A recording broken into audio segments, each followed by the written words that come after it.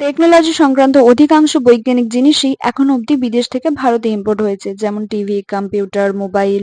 কিন্তু আপনি জানলে অবাক হবেন যে ভারতের প্রাচ্য বৈদিক শিক্ষা এবং ভারতীয় সংস্কৃতি এ ধরনের প্রযুক্তিগত আবিষ্কারের জন্মদাত্রী।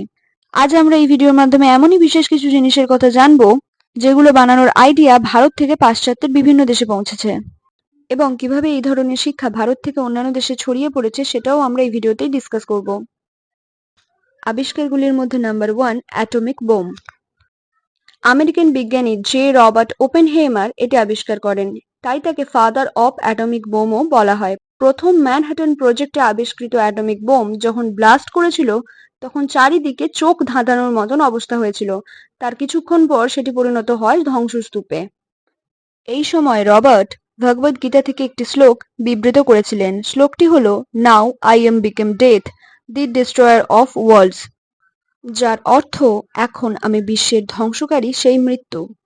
শুধু সনাতনীরা নয়, বরং বিশ্বের বিভিন্ন ধর্মাবলম্বী মানুষ মনে করেন যে এই অনুচ্ছেদটি ভগবদ্গীতা থেকেই গৃহীত, কারণ সেখানে লেখা আছে ভগবান কৃষ্ণ স্বয়ং কাল বা সময় হিসেবে নিজেকে বলেছেন। তবে প্রত্যক্ষভাবে ভগবদ্গীতার সাথে অ্যাটমিক বোমের মডেল ও কার্যকারিতার কি কোনো সম্পর্ক আছে? হ্যাঁ, আছে। ব্রহ্মাস্ত্র, পশুপতাস্ত্র ও নারায়ণাস্ত্রের মতো এমন বিশেষ কিছু অস্ত্রের উল্লেখ গীতায় রয়েছে যার জ্ঞানের জন্য প্রয়োজন হয় কঠোর তপস্যার, এবং এই সমস্ত অস্ত্র সকলের কাছে ছিল না, ছিল দিব্য জ্ঞান প্রাপ্ত বিশেষ কিছু ব্যক্তির কাছেই। আবার এই সমস্ত শস্ত্রকে আনলক করে অর্থাৎ সক্রিয় করে ব্যবহার করার জন্য মন্ত্র পাঠ করতেও হতো। আজ সমস্ত দেশের কাছে অ্যাটমিক বোম নেই।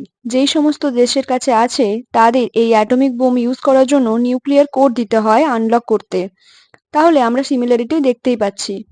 অন্যদিকে ভগবদ্গীতা অনুযায়ী এই সমস্ত শস্ত্র প্রয়োগের পর হাজার হাজার সূর্যের ন্যায় নক্ষত্র আলোকিত হয়ে বিস্ফোরিত হয়ে নদী শুকিয়ে যেত, তুফানি হাওয়া চলত, একটা বড় রকমের প্রাকৃতিক বিপর্যয় দেখা যেত। একই জিনিস দেখা যায় অ্যাটমিক বোম প্রয়োগের পরেও, এবং ইতিমধ্যেই আমরা বেশ কিছু দেশে তার প্রভাবও লক্ষ্য করেছি। Number 2, missile. মিসাইল যা নির্দিষ্ট টার্গেট ফিক্স করে চালানোর পর সেই টার্গেটটিকে ফলো করে শেষ না করা পর্যন্ত থামে না। একই ধরনের শস্ত্রের অধিকারী ছিলেন মহাভারতের বীর যোদ্ধা বার্বারিক। ভগবান শিবের থেকে প্রাপ্ত সেই শস্ত্র লক্ষ্য স্থির করে একবার প্রয়োগের পর বিফলে যাওয়া এক প্রকার অসম্ভবই ছিল। এবার আমরা আসি আমাদের তৃতীয় উদাহরণে, যেটি হলো বিমান বা এরোপ্লেনের মডেল।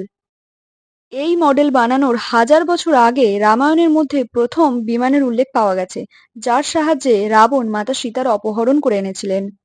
রামায়ণ অনুসারে সম্পত্তির দেবতা কুবের ও রাক্ষসরাজ রাবণ ছিলেন দুই ভাই, কিন্তু রাবণ তার ভাই কুবেরকে হারিয়ে তার সমস্ত সম্পত্তি বাজেয়াপ্ত করেছিলেন। সেই সম্পত্তির মধ্যেই ছিল সোনার লঙ্কা। তার সাথে রাবণের কাছে আসে বিমান, যার নাম ছিল পুষ্পক বিমান, যা তৎকালীন সময়ে খুব দ্রুত ট্রাভেল করতে পারত। যখন হনুমানজি মাতা সীতার খোঁজে লঙ্কা পৌঁছন তখন তিনি প্রথম পুষ্পক বিমান দেখেন। এই বিমানে অনেক মণিমুক্ত অর্থাৎ অনেক অমূল্য পাথর লাগানো ছিল, যার সাহায্যে সেটি ডানা মোড়া যেত, যেটা পাওয়ার অন হওয়ার পর সোজা হয়ে যেত। ক্যালিফোর্নিয়ার এক বিজ্ঞানী রামায়ণ পড়ে পুষ্পক বিমানের 3D মডেল বানিয়ে উইন্ড টানেলে টেস্ট করে দেখে যে এই ডিজাইনের বিমান উড়তে সক্ষম। এই থেকেই ইন্সপায়ার হয়ে শিবকা টালপেরে প্রথম বিমান বানানোর চেষ্টা করেছিলেন, যদিও তিনি সফল হতে পারেননি।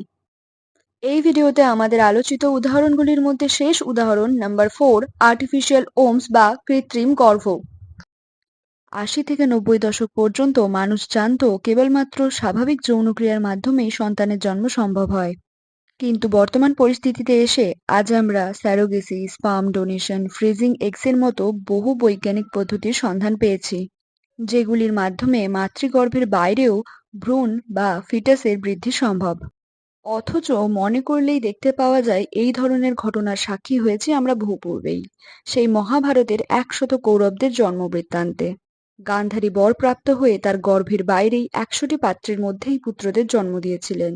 এরকম অসংখ্য বিষয় রয়েছে যা আমাদের পূর্ব সমাজ সেই শিক্ষা থেকে গৃহীত। কখনো বা সেটা সত্যতে তার দাপটে ঘটে যাওয়া রামায়ণ, মহাভারত এবং গীতার অংশ, তো কখনো বা সেটা কোনো মন্দিরের ধ্বংসস্তূপ থেকে নেওয়া অজানা কোনো তথ্য। আমাদের দেশের এই সমস্ত রত্নস্বরূপ ইতিহাসকেই পাশ্চাত্যের দেশগুলি আধুনিক টেকনোলজির অংশ বা অ্যাডভান্স সায়েন্সের পার্ট বলে ব্যবহার করছে। এর একটাই কারণ, আমরা নিজেদের ইতিহাস জানতেও চাই না এবং জানাতেও চাই না।